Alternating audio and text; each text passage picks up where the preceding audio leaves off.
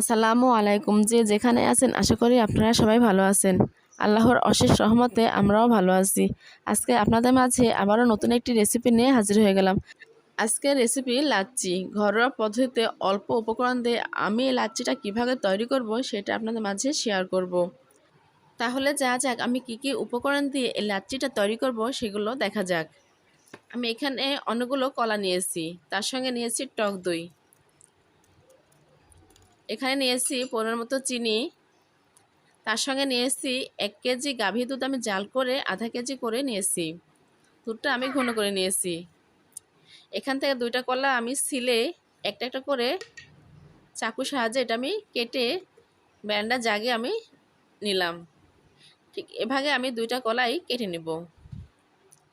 আপনারা ইচ্ছা করলে ছিলেও দিতে পারেন, আমি কেটে দিলাম। পাকা কলা ছিলে দিলেও কোনো সমস্যা হবে না ব্লেন্ডার জাগে ব্লেন্ডার করতে। আমার 2টা কলাই কাটা হয়ে গেছে। এবার কলার সঙ্গে এক এক করে সবগুলো উপকরণ দিয়ে দেব। আমি এবার দিলাম টক দই। আমি এখানে দুজনের জন্য লাচ্ছি তৈরি করব।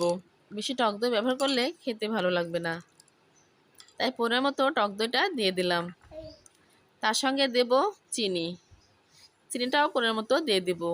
যে যেমন মিষ্টি খাবেন সেই অনুযায়ী চিনিটা দিয়ে দিবেন। এবার এর সঙ্গে দিয়ে দেব দুধ।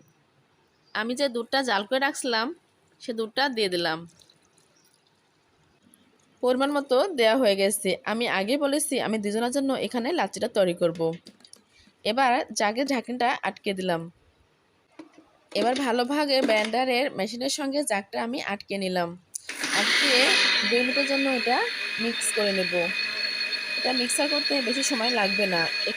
আমি মনে করি 2 মিনিটে এই মিক্সারটা হয়ে যাবে। ঠিক 2 মিনিট ধরে আমি এটা মিক্সার করে নিলাম। আমার মিক্সার করা হয়ে গেছে। আমার লাচ্ছিটা মিক্সার করা হয়ে গেছে। এবার এটা পরিবেশন করব। পরিবেশনের জন্য 2টা গ্লাস নিলাম। গ্লাসের মধ্যে দিয়ে দিলাম বরফের টুকরা। আমি এখানে পরিমাণ মতো বরফের টুকরাটা দিয়ে দিলাম।